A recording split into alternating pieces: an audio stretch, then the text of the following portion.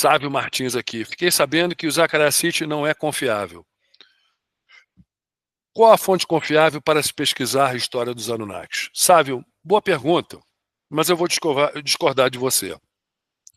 Inclusive, eu conheci o Zacarias em 1989. Eu conheci pessoalmente ele. Na Alemanha, em Frankfurt, teve um grande congresso de ufologia chamado Diálogo com o Universo.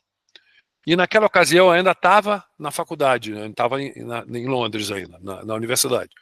Mas eu era o representante europeu do CISNE, Centro de Investigação sobre a Natureza dos Extraterrestres, uma associação de pesquisa ufológica do Rio de Janeiro, fundada por Dona Irene Granke, minha mentora, querida mentora, né, desde 13 anos de idade, né, colado nela, já faleceu, infelizmente, há muitos anos. Eu era o representante, eu fui cofundador também do CISNE. Tá? E eu acompanhei Dona Irene, que ela foi palestrante na Alemanha. Eu acompanhei ela na viagem. E Dona Irene Granke era muito amiga do Zacarias Sitchin, muito amiga. E eu pedi para Dona Irene, Dona Irene, toda vez que a senhora então for conversar com o Zacarias, por favor, inicie a conversa em inglês, não fale em alemão, porque senão eu não vou entender, que eu não falo alemão. Pode deixar, vou falar inglês. E ela era muito amiga do Zacarias Sitchin desde os anos 60, dos anos 50, era muito amiga dele. Fomos conversar, ela foi conversar, eu fui do lado, carregando a malinha dela lá de assistente, mas sentei do lado e fiquei ouvindo o papo dela com o Zacarias. Infelizmente, eu não posso contar aqui o que foi conversado, mas eu vi que o cara sabe, gente. E depois, a Linda Moulton Howe, a grande jornalista americana, de enorme prestígio, já está uma senhorinha também, que em 2003 veio aqui na fazenda, em Avalon, fazer a pesquisa do Urandir, da abdução, ou o convite que o Urandir recebeu. Ela ficou aqui 10 dias, conversando com ela e tal, e eu fiquei alguns anos trocando figurinha ainda com ela. E eu tinha visto, tá, uma situação onde ela falou abertamente, isso aí está na internet, isso, onde ela relatou quando ela foi fazer uma entrevista com o Zacarias Sitchin, no escritório dele. Já contei aqui várias vezes, mas vou repetir. Ela foi no escritório dele, o escritório dele é no Rockefeller Center, um dos endereços mais caros e prestigiosos de Nova York.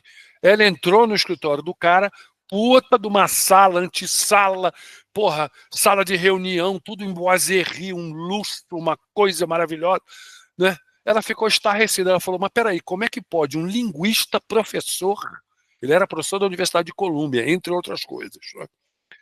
Como que ele banca uma estrutura, uma infraestrutura dessa aqui? Como? Ela ficou muito impressionada. Para quem de fato ele trabalha, com quem que ele está. Aí depois, em conversas, outras pesquisas, né?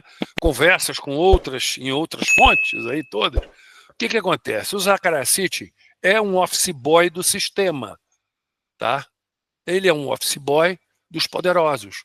E Idibel, inúmeras vezes, o Etebilu, como o pessoal conhece, inúmeras vezes falou para gente que o GO adora falar o que vai fazer, adora alardear as suas coisas, fala abertamente.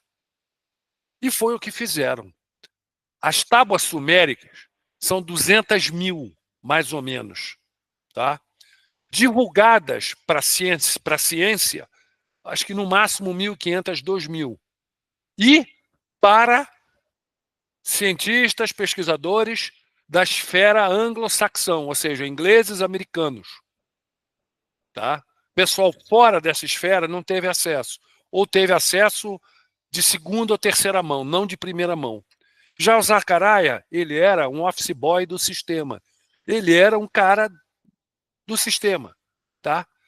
Chegaram para ele e falaram, Zacarias, ó, lê esse treco aí, pega essas tábuas, tá aqui, ó, traduz, vê, escreve os livros todos aí de você, mas você não vai, a gente não vai deixar você documentar, cotar que tábua, aonde, nada.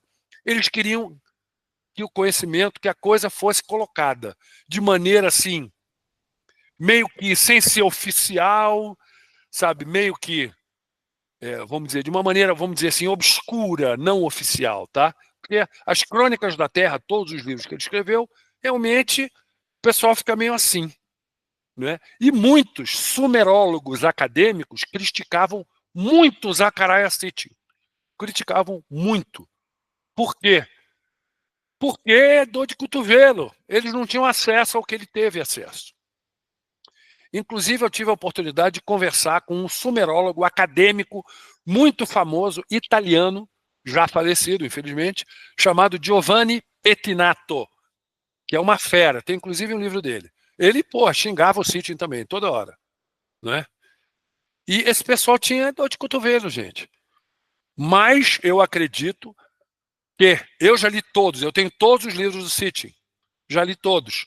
E foram valiosos, foi uma informação de base valiosa para que nas nossas conversações com os nossos parceiros eu pudesse esclarecer muita coisa. Isso aqui era assim, era assado, isso é desse jeito, serviu de conhecimento de base para muita coisa.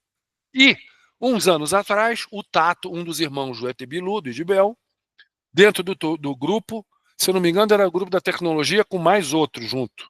Eram 2 grupos juntos que estávamos com o Tato, ele virou e falou: seria bom vocês lerem um livro do Zecharia Sitchin chamado O Livro Perdido de Enki. Os parceiros nos aconselharam a ler. Eu li o livro.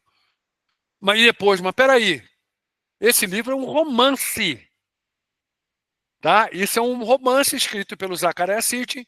Romance, uma ficção, ou seja, ele pegou e contou uma história. Mas aí eles falaram, mas essa história tem muita coisa real. É que nem aquele livro do Dan Brown, O Código da Vinci. É uma ficção? Sim, mas tem muita coisa real também. Entendeu? É a maneira de botar a informação. Eles disfarçam, mascara. Um monte de gente, mas isso aí é uma ficção, isso aí não vale nada. Não é bem assim.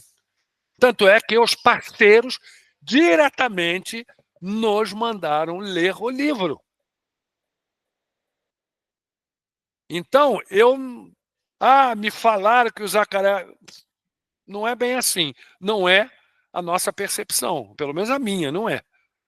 Tá? E trocando figurinha com os nossos parceiros, foi muito valiosa essas informações dele.